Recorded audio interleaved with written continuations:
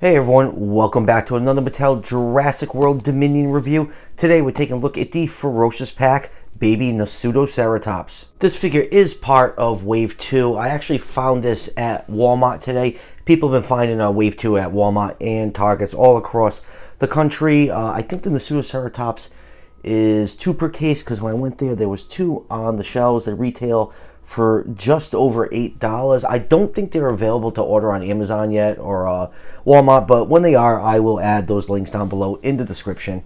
So let's just go over the packaging really quick before we crack this baby dino open.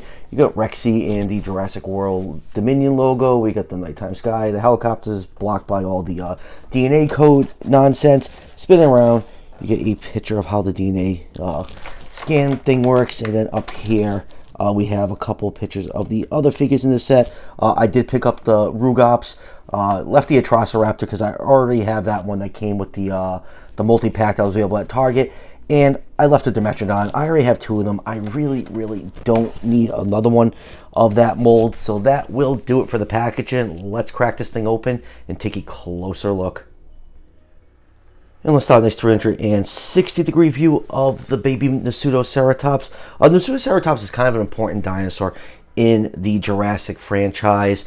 The baby that was seen in battle at Big Rock was the first dinosaur to be born on U.S. soil, at least, according to the news report in battle at Big Rock. And we also got to glimpse the baby Nasuto a couple times in Dominion as part of the opening with Claire, Franklin, and Zia trying to rescue it, which was my favorite part of the movie because all I had to do was see Zia for 30 seconds and she wasn't in the rest of the movie, and then Ellie interacted with the baby Nasutoceratops. And speaking of Ellie, if you want to recreate that scene, you're going to have to spend $120 for that epic battle pack that Mattel was releasing. Because why?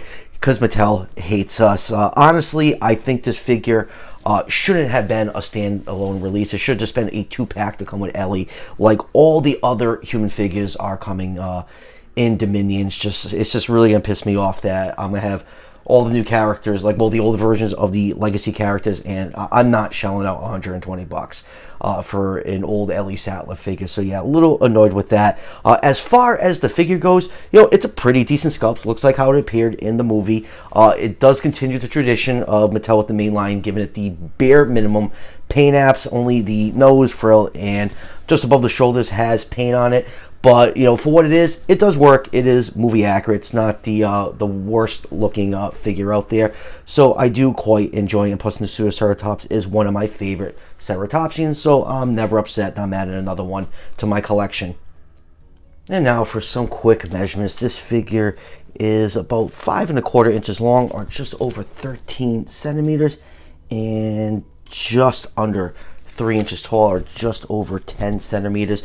So there's no size estimate for how big the baby Nasutoceratops are that appeared in Battle of Big Rock and Dominion, so I really have no scale for you.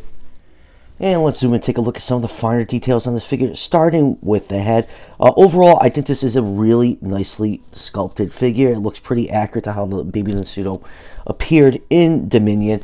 Mattel with their sculpts and their figures, they keep getting better and better. They're more detailed, more crisp looking, but at the same time, they're giving their mainline figures less and less paint apps. And the Hammond collection shows us Mattel can do very nice paint apps if they feel like it. I just feel like the mainline is just getting screwed over because Mattel's diverting a lot of funds towards the Hammond collection, which they should. The Hammond collection is definitely far superior, but it would have been nice if some of these mainline figures got better paint jobs. But like I said, on this, for what it is, the minimum paint apps do work on this figure. You do have some yellow for the underside of the throat and the beak. The eye is painted yellow with black pupil. Hooray, it's not printed on crooked like a lot of figures I gotten from Mattel. The horns, the very short baby-like horns, have a little bit of light gray paint, and you have just a little bit of blue on the top of the frill and above the shoulders, and that is it for paint. But like I said, it works on this figure. You can see some nice sculpted detail all over the face. You see the nostril sculpted in, the little knobs along the frill are nicely sculpted. You get some nice wrinkles sculpted all over the frill, going down to the body, some more folds and wrinkles. No real scale detail on this figure. The legs are very elephant-like, which is pretty typical of most ceratopsians in the Jurassic franchise. You have a very tiny, baby-like proportionate tail on the figure. And then right here is the DNA code for those of you that want to scan this into the Fax app. And other than that, pretty decent figure. I like the way it turned out. I still think it should have been released with Ellie in a Human 2-pack.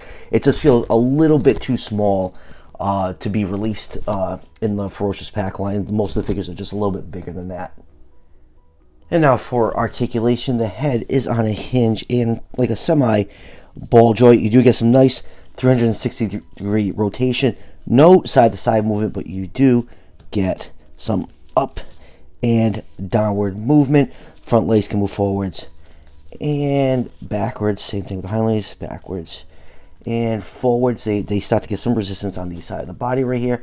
And then you have the completely pointless tail rotation. Keep saying it. These tails really, really need a hinge. So that is it for articulation. Let's move on with comparisons. And moving on with comparisons, first up here it is with one of the human figures. Here it is with Claire, and let's do baby Beta.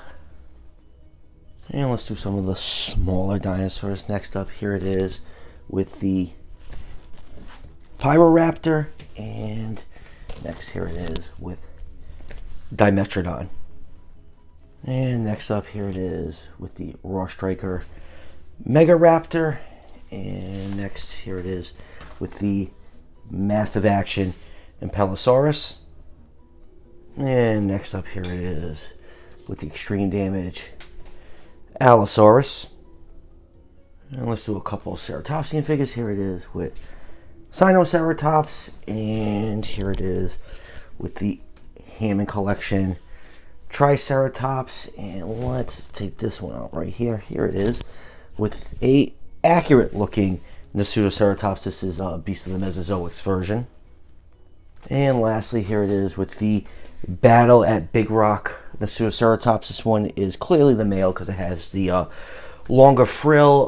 Don't know why they have not released the like a female version. All they really would have to do is just give it a new head sculpt and give it a shorter frill, and we'd actually have that family group from Battle at Big Rock. And I actually really like this mold. I liked it so much. Like a couple years ago, all those Battle at Big Rock figures were on clearance at Walmart. I think they're like between like $2.50 and $5 each. So I stocked up on them and did a bunch of repaint. This one is you know, a movie accurate Battle at Big Rock version, and then this one was just like a color scheme I saw online, and I just painted it onto the Nasutoceratops. It's a really nicely detailed toy. You can see all the details on these figures. Is just really nice if you know how to pick them out with the right paints. So final thoughts on the baby Nasutoceratops. I'm happy they finally came out with this figure. I really wanted one to, you know, complete my Battle at Big Rock display.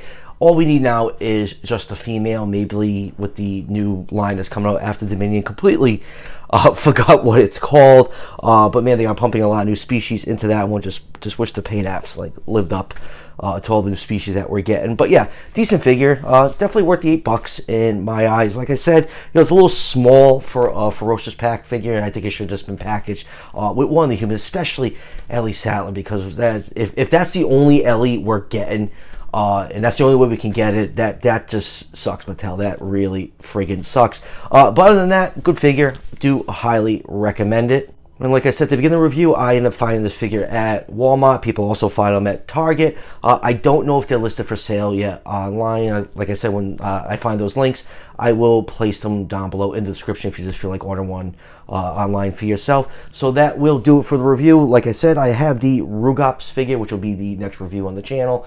The Beast of Mesozoic figures, the 118 Raptors, Protoceratops, the Takasaurus, all those I think are shipping next week, so I should be doing reviews on those very shortly, so stay tuned for all that. And as always, if you're enjoying the content on the channel, show your support by hitting that subscription button just below the video. Each subscription helps out the channel tremendously and is greatly appreciated, and I'll see you guys for the next one.